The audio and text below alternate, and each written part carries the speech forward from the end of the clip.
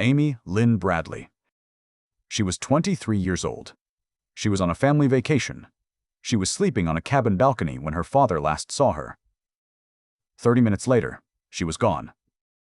In March of 1998, the Bradley family boarded the Royal Caribbean Rhapsody of the Seas in San Juan. Amy, her younger brother, her mother, her father. A Caribbean cruise. A graduation gift. Amy was a college senior, a varsity basketball player, a certified lifeguard, a strong swimmer, the kind of person who would not fall by accident. Her arms were covered in distinct tattoos, easy to identify. On the fourth night, the ship sailed toward Curaçao. Amy danced with her brother in the disco. She came back to the cabin around 3 in the morning. She fell asleep on the balcony. At 5:30, her father woke up and saw her there, asleep, safe.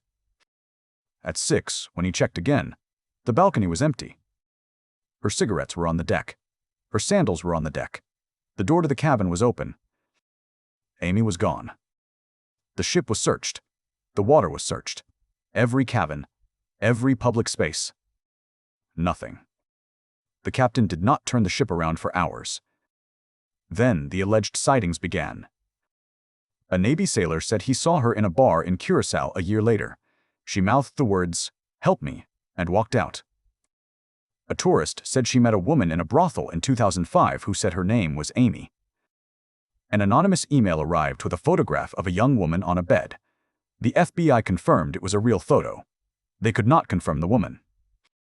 26 years later, the Bradley family is still waiting. Most missing people leave a trail. Amy left a pair of sandals.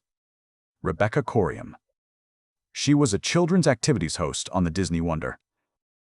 She was 24 years old, from Chester, England, a trained athlete, a swimmer.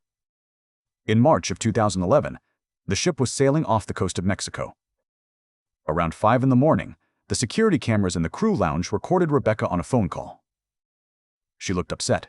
She crouched on the floor. She held the phone close. A male crew member walked over. He spoke to her briefly. He helped her up. Then he walked away. Rebecca walked off camera. Her swimsuit was still in her cabin. Her shoes were still under the bed. Her passport was still on the desk. Her bunk was still made.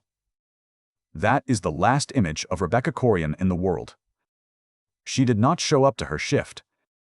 The ship searched every cabin, every locker, every storage room. She was not on the ship.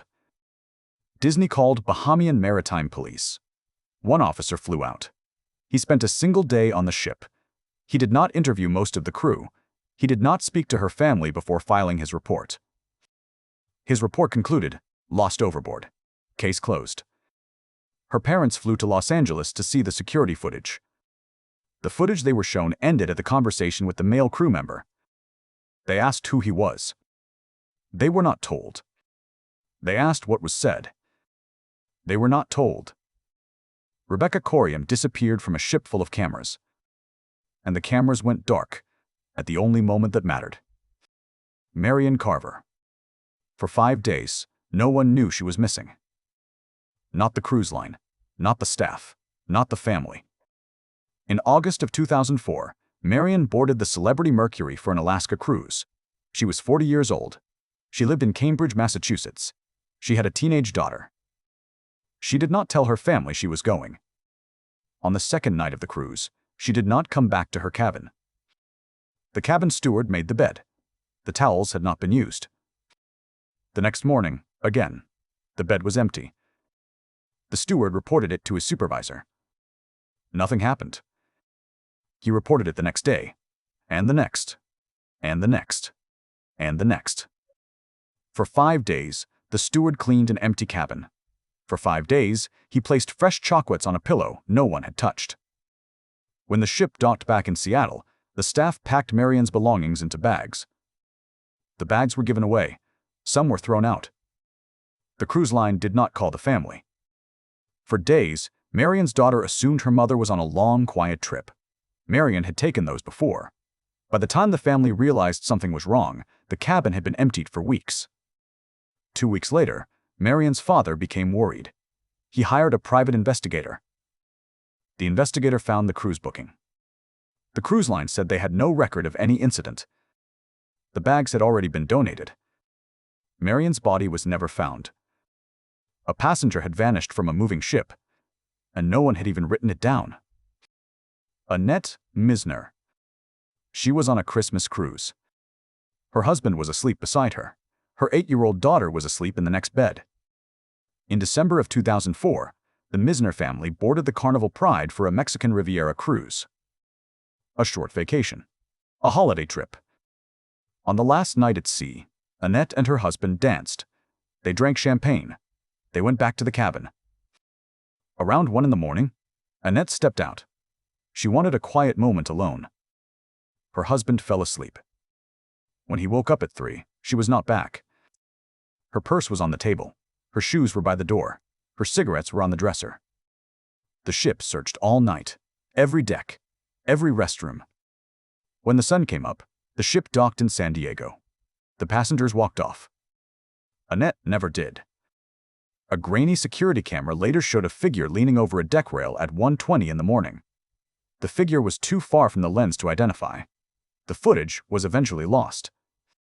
There was no fight. No scream. No one had seen her go to the railing. There was only the slow, cold space between 1 in the morning and 3, and a woman who walked into it and did not walk back. George Allen Smith IV. He was 26 years old. He was on his honeymoon. In July of 2005, George and his wife Jennifer boarded the Royal Caribbean Brilliance of the Seas, a Mediterranean cruise, a wedding gift from family. On the 7th night, the ship was sailing in the Aegean Sea, off the coast of Turkey. George had been drinking heavily. Jennifer had been drinking heavily. They were separated in the casino late that night. Witnesses saw George with 3 young men. They were laughing. They were buying drinks. They went up to the cabin together. Around 4 in the morning, the people in the cabins next door heard furniture moving. They heard yelling. Then, a heavy thud. Outside, below the balcony. In the morning, the steward saw the stain. A long red mark on the white lifeboat canopy beneath cabin 9062. George was gone. The cruise line did not stop the ship. The cabin was cleaned. The body, if there was a body, was somewhere in the Aegean. The FBI investigated for years. The 3 young men were questioned. Jennifer was questioned. The crew was questioned. No charges were ever filed. The 3 young men were eventually identified. 2 were brothers. Jennifer sued the cruise line. The case was settled out of court for an undisclosed amount. The mark on the canopy was the last sign that George Allen Smith IV had ever existed on that ship. His honeymoon ended in a stain. If you made it this far, like the video and subscribe. More cases are coming.